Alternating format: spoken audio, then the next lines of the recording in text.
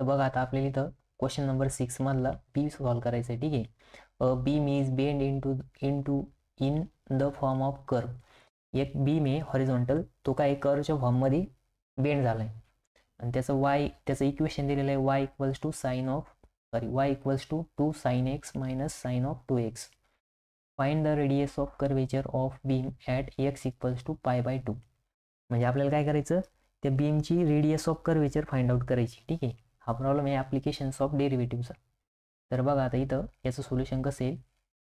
तर सगळ्यात पहिले बीमची कर्वची इक्वेशन लिहा y equals to 2 into sine of x minus sine of 2x हे आपल्याला दिलेलं आहे. ठीक आहे. आणि ॲट x इक्वल्स टू बघा ॲट x इक्वल्स टू π/2 आपल्याला radius of curvature find out करायचं. कर्वेचर रेडियस ऑफ कर्वेचरचं फॉर्म्युला काय राहतो, radius of curvature equals to 1 plus dy/dx. एक मिनिट, इथली तुम्ही 1 प्लस ब्रॅकेटमध्ये dy/dx चा square raise to 3/2 upon D square y/dx स्क्वेअर. हे काय रेडियस ऑफ कर्वेचरचं इक्वेशन आहे. ठीक आहे. मग आपल्याला काय करावं लागणार, आधी dy/dx फाइंड आउट करावं लागेल, नंतर D square y/dx find out करावं लागेल ॲट x इक्वल्स टू π/2 ला. ठीक आहे. मग बघा आता y इक्वल्स टू काय 2 sin x minus sine of 2x. ठीक आहे. मग इथं in differentiating with respect to x, मग इथे येणार dy/dx equals to dy/dx of 2 into sine x minus sine of 2x. ठीक आहे. मग या फॉर्म्युल्यानुसार याचं डेरिव्हेटिव्ह काय येईल बघा. तर dy/dx इक्वल्स टू, आता बघा dy/dx ऑफ, आता हा 2 कॉन्स्टंट आहे, हा बाहेर येईल. ठीक आहे. dy/dx of sine x minus dy/dx of sine of 2x. ठीक आहे. मग बघा dy/dx काय येईल, तर dy/dx इक्वल्स टू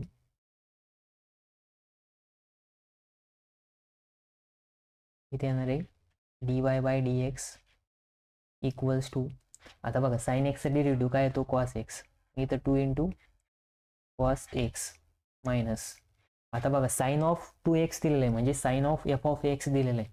मग पहिले साइन ऑफ एफ ऑफ एक्सचा डेरिव्हेटिव्ह काय येईल, cos of F of X, cos of 2x into dy/dx of F of X काय आहे 2x. ठीक आहे. म्हणजेच इथे येणार आहे dy/dx is equals to 2 into cos X minus, आता बघा 2x डेरिव्हेटिव्ह काय 2 येईल. ठीक आहे. म्हणजे इथे येणार आहे कॉस ऑफ 2x इंटू 2. ठीक आहे. म्हणजेच इथं आलं dy/dx equals to 2 into cos of x minus 2 into cos of 2x. ठीक आहे.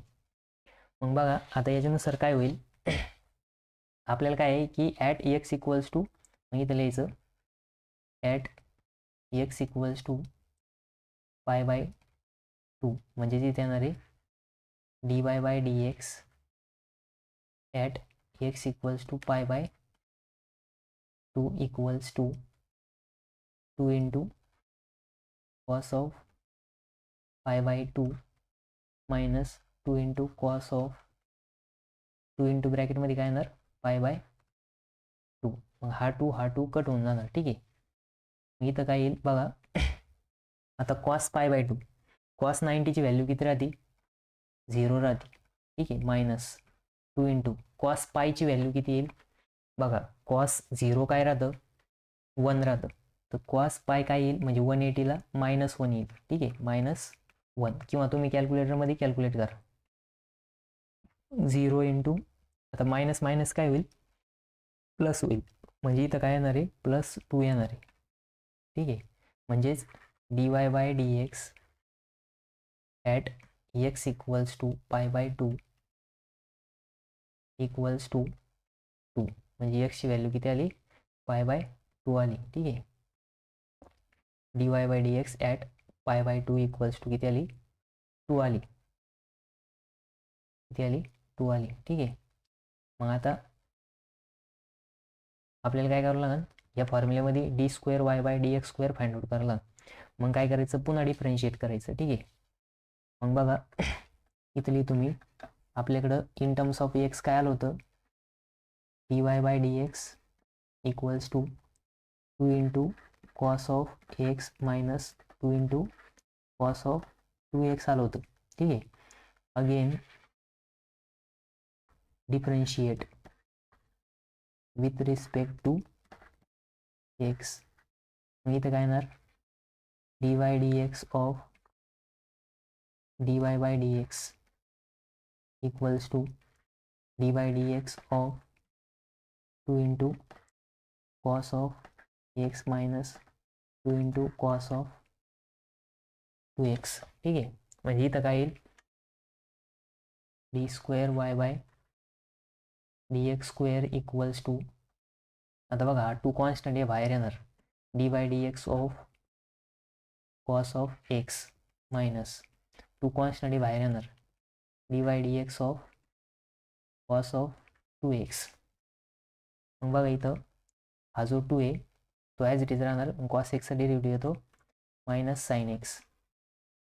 ठीक आहे, -2 इंटू आता कॉस ऑफ f(x) दिलेलं आहे, मग कॉस ऑफ f(x) डेरिव्हेटिव्ह काय येणार आहे -sin ऑफ f(x) म्हणजेच 2x into dy/dx of f(x) म्हणजेच 2x डेरिव्हेटिव्ह.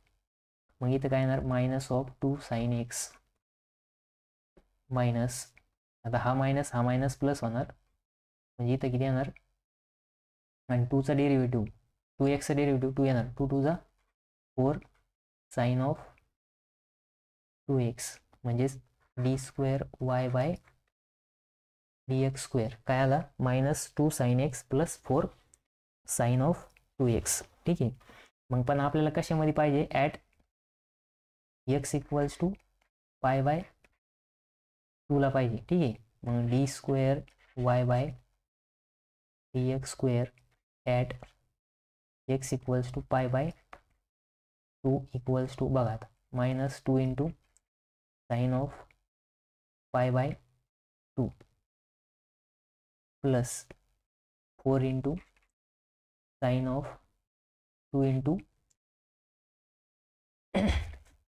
2 इंटू π/2. बघा इथं हा π/2 कट होणार. ठीक आहे, बघा इथं हा -2 ॲज इट इज, आता साइन ऑफ π/2 sin 90ची व्हॅल्यू किती येते 180 प्लस 4 इंटू आता साइन पाय काय राहतं 0 राहतं, काय राहतं 0 राहतं. ठीक आहे, म्हणजे इथं काय आलं -2 आलं. ठीक आहे, मग आता काय करायचं, आपण रेडियस ऑफ कर्वेचरचा फॉर्म्युला लिहिला होता.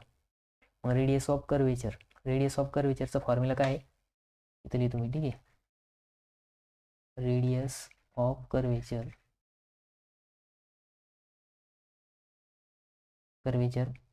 Row equals to at x equals to π/4 sorry π/2 equals to काय होतं ब्रॅकेटमध्ये 1 plus dy/dx² raise to 3/2 upon d2y/dx². ठीक आहे, मग आता बघा आपण at x equals to find out केलंय दोन्ही पण, मग इथं काय येणार ब्रॅकेटमध्ये 1 प्लस आता dy/dx किती आला होता आपला प्लस तोच पेन लिहू. ठीक आहे, मग बघा त्याच पेननं इक्वल्स टू इथं ब्रॅकेटमध्ये येणार 1 प्लस आता dy by dx at x equals to pi by 2ला किती आला होता +2 आला होता. ठीक आहे, मग इथे येणार आहे 2 ब्रॅकेट रेस टू 3/2 अपॉन आणि d² y बाय dx किती आला -2. ठीक आहे, मग इथं काय येणार बघा ब्रॅकेटमध्ये 1 + 4 रेस टू 3/2 अपॉन -2 म्हणजेच rho equals to 5 raise to 3/2 upon -2. मग आता इथं काय आहे की मायनस व्हॅल्यू आली, पण आपण काय करणार ॲब्सोल्यूट व्हॅल्यू घेणार. ठीक आहे, मग इथं लिहायचं इथं लिहायचं रो इक्वल्स टू बघा rho equals to at x equals to pi by 2 equals to बघा आता हा मायनस साईन काय होणार निघून जाणार आणि 5 रेस टू 3/2 अपॉन 2. ठीक आहे, आपण काय करायचं ॲब्सोल्यूट व्हॅल्यू घ्यायची म्हणजे प्लस व्हॅल्यू घ्यायची जर निगेटिव्ह आली तर, कारण की रेडियस ऑफ कर्वेचर जी रेडियस आहे ती नेवर निगेटिव्ह राहते. ठीक आहे, मग इथं लिहायचं वी आर टेकिंग पॉझिटिव्ह किंवा ॲब्सोल्यूट व्हॅल्यू. ठीक आहे, मग बघा आपला आन्सर आलं 5 रेस टू 3/2 अपॉन 2. ठीक आहे, हा प्रॉब्लेम 6 मार्कासाठी आला होता. याच्यामध्ये आपल्याला radius of curvature find out करायचं होतं. ठीक आहे, आणि नुसतं कर्वेचर जर विचारला तर 1 अपॉन रो करायचं. काय करायचं 1 अपॉन रो म्हणजेच काय आहे की 5 रेस टू 3/2 अपॉन 2 आलं तर 2 अपॉन 5 रेस टू 3/2 येईल. ठीक आहे, कर्वेचर जर विचारलं तर आपल्याला इथं रेडियस ऑफ कर्वेचर विचारलंय म्हणून आपण रो फाइंड आउट केलाय. ठीक आहे,